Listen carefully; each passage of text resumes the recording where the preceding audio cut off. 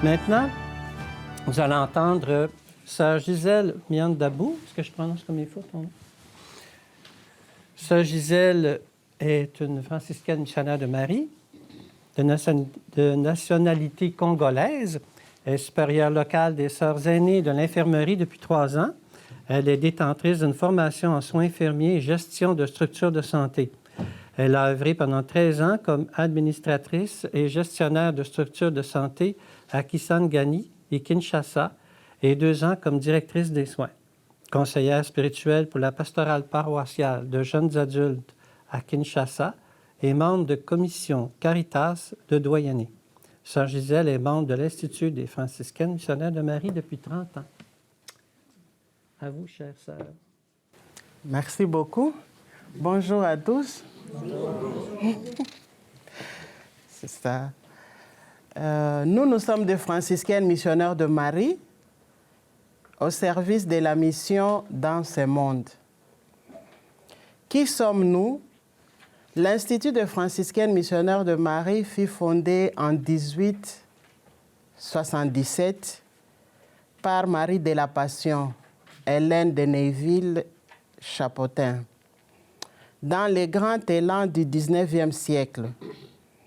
Notre institut fait partie de la famille franciscaine et est encore à l'œuvre dans 73 pays, 23 en Afrique, 19 en Asie, 18 en Europe, 1 en Océanie et 12 dans les Amériques. En près de 150 ans, parce que nous préparons le jubilé de 150 ans dans 3 ans, le visage de la mission a changé comme celui du monde et de l'Église. Mais les commandements du Christ restent le même. Allez de toutes les nations, faites des disciples. Ce que vous aurez fait aux plus petits, c'est à moi que vous l'avez fait. Donc, femmes des différentes nations et cultures, consacrées pour le service de l'Évangile. Nous voulons manifester l'amour de Dieu pour tous, surtout envers les pauvres et les délaissés. Notre vie FMM a ses accents marquants. Nous sommes missionnaires pour une mission sans frontières. Nous sommes ouverts au monde, quel que soit le pays, la religion ou le milieu social. En disponibilité totale, dans un esprit de service et de respect, prête à rejoindre le plus démuni. Ouverte aux enjeux actuels et aux priorités de l'Église. Prête à assumer toute tâche qui privilégie la vie humaine et fait grandir l'être humain. En communauté avec les sœurs que Dieu nous donne, bien que d'origine différente, nous faisons le choix de vivre ensemble, en communauté internationale et interculturelle. Être signe de fraternité et de réconciliation dans notre monde fragmenté. Témoignage des richesses et des limites de chaque peuple. Nous donnons chair au rêve d'un monde de paix, de justice et de guérison. Nous sommes des femmes de prière. Nous nous livrons sans réserve au Père dans une existence façonnée par la contemplation et l'action. Dans la prière, nous accueillons le mystère du Dieu d'amour.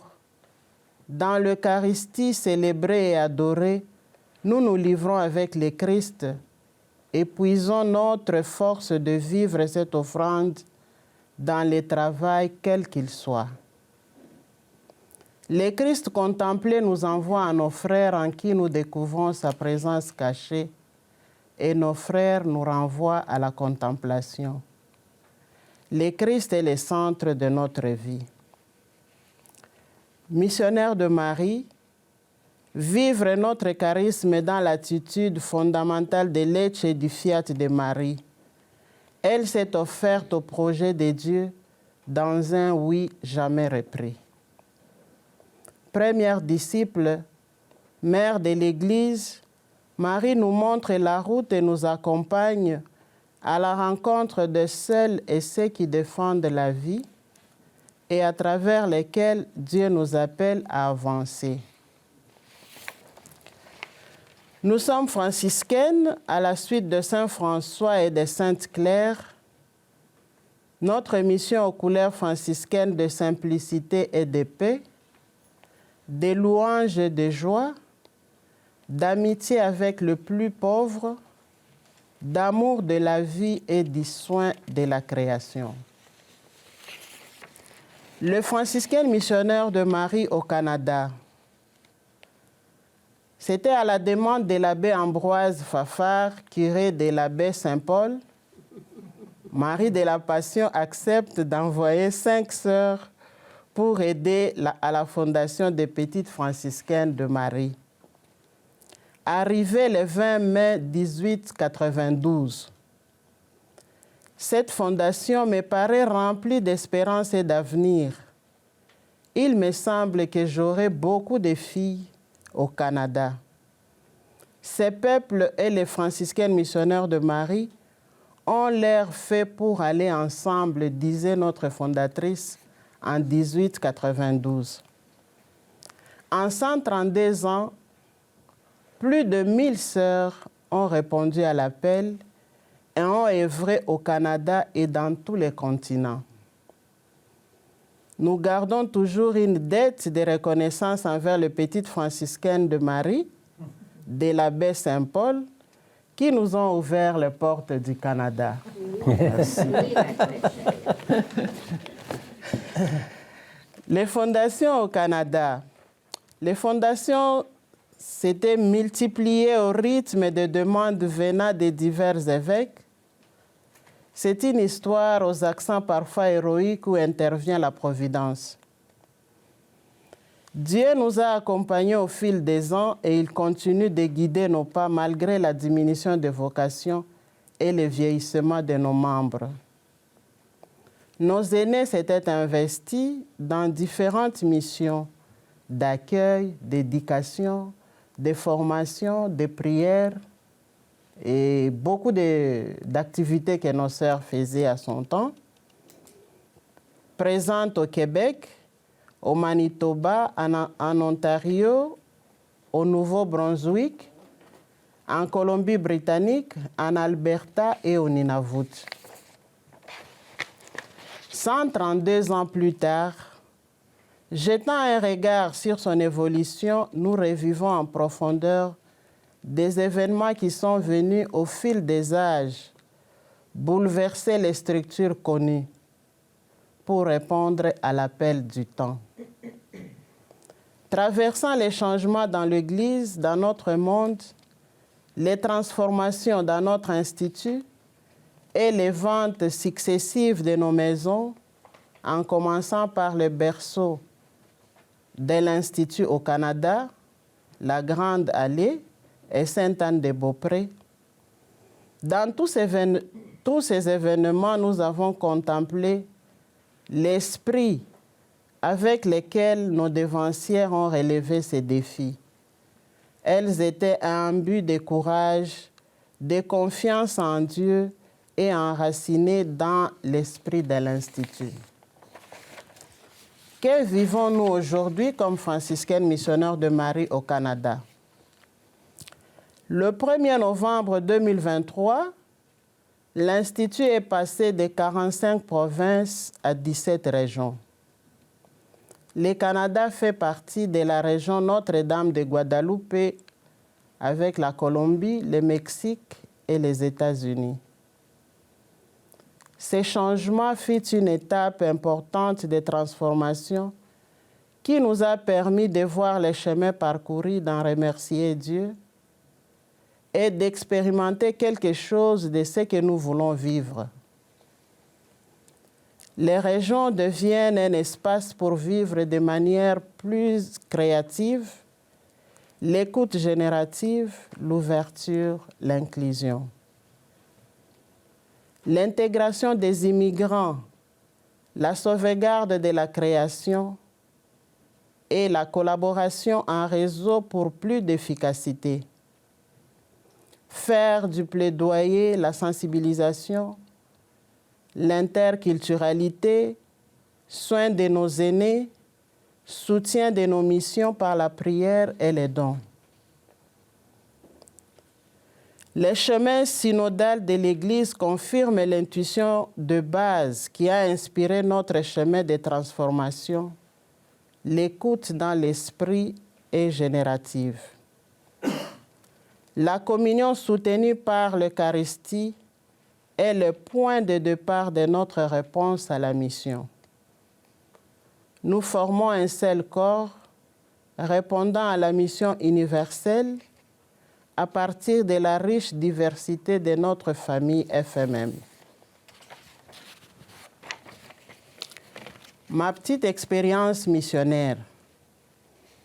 Dans mon exercice de soignante et d'accompagnatrice, je me demande quelle touche devrais-je donner à la vie au-delà des connaissances acquises et des compétences.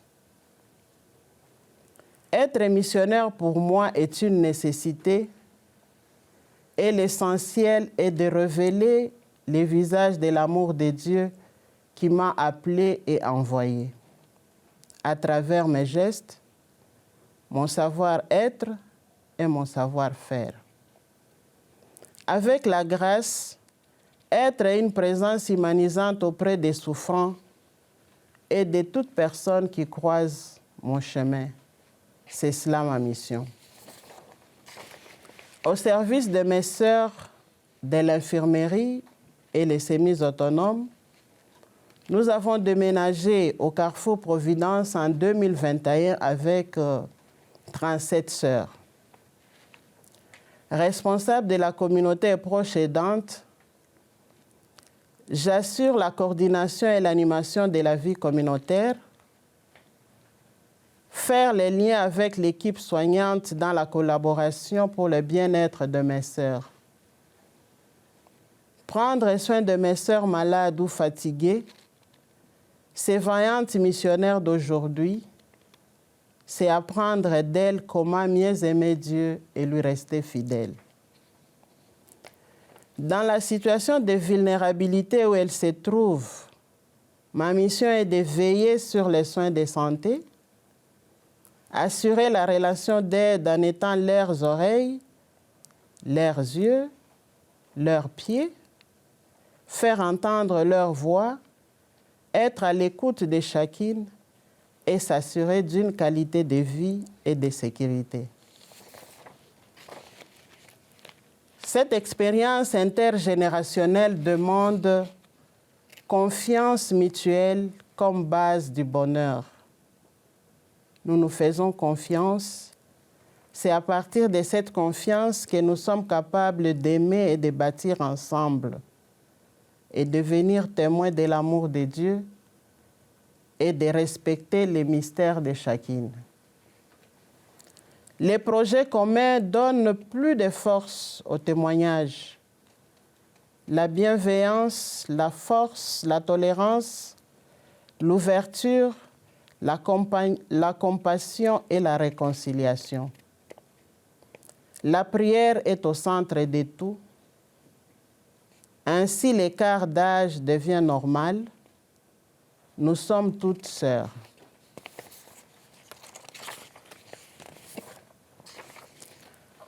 Dans cette nouvelle mission, il y a des défis. Vivre avec les personnes âgées, c'est une chance et aussi un défi. Chance parce qu'elles sont expérimentées et il y a beaucoup à apprendre. Les témoignages de la vie FMM par le vécu, c'est très beau. C'est un trésor. Les défis, c'est dans la mesure où il faut souvent susciter l'espoir pour demeurer franciscaine missionnaire de Marie, encourager à vivre son offrande à Dieu jusqu'au bout, accompagner les sœurs en fin de vie, écouter les sœurs en perte d'autonomie, Rester une présence humanisante, c'est un défi. L'interculturalité, c'est une force dans la complémentarité, un mouvement qui part de la tolérance des différences à l'appréciation et à la célébration de ces différences. Une ouverture à d'autres réalités culturelles qui enrichit et conduit à une liberté intérieure et à l'adaptation. Comme défi de l'interculturalité, nous avons les barrières linguistiques, nous avons les traditions, nous avons les coutumes. Alors je me dis, je suis ici d'une tradition orale et au Canada, c'est la tradition écrite. Alors, je suis appelée, à chaque fois, les sœurs doivent me rappeler, mais Gisèle, tu n'as pas... Moi, j'ai dit, j'ai parlé. Elle a dit, il faut écrire. J'ai dit oui, je dois écrire. Et ça s'est fait tout simplement. Et c'est dans la fraternité. Donc, je suis appelée aussi à m'adapter et à m'ouvrir à cette culture qui est aussi toute nouvelle pour moi. Je vous remercie. Merci, Sœur Gisèle.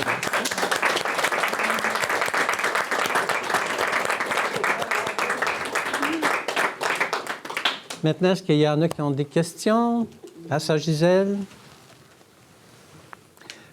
Oui, Pierre? Alors, tu évoques l'interculturalité, qui est un sujet qui me passionne. Dis-moi, par exemple, à partir de ta propre expérience, tu arrives d'un pays, d'une culture qui est fort différente, tu t'intègres bien ici. Est-ce qu'il y a des stratégies que tu as trouvées, donc dans un milieu qui est en fait assez différent de ton milieu d'origine? Est-ce qu'il y a des stratégies que tu as trouvées pour vivre ça plus harmonieusement, pour te sentir véritablement chez toi? Est-ce qu'il y a des trucs, des choses que tu pourrais nous livrer là-dessus?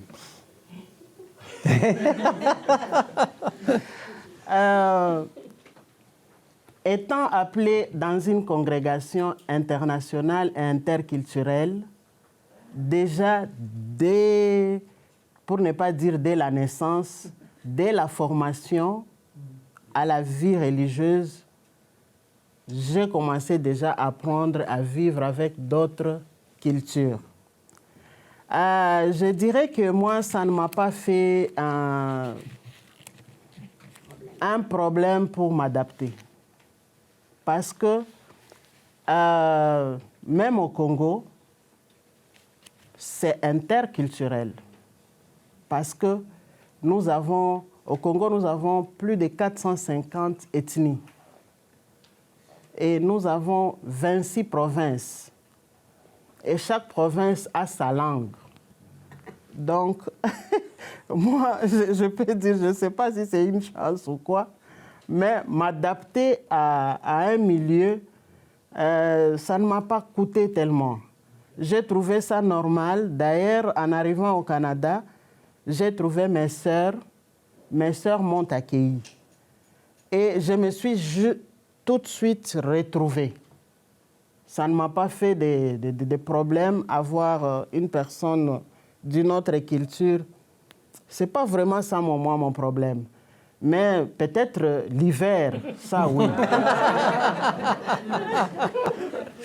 L'hiver, oui. Mais les personnes, non.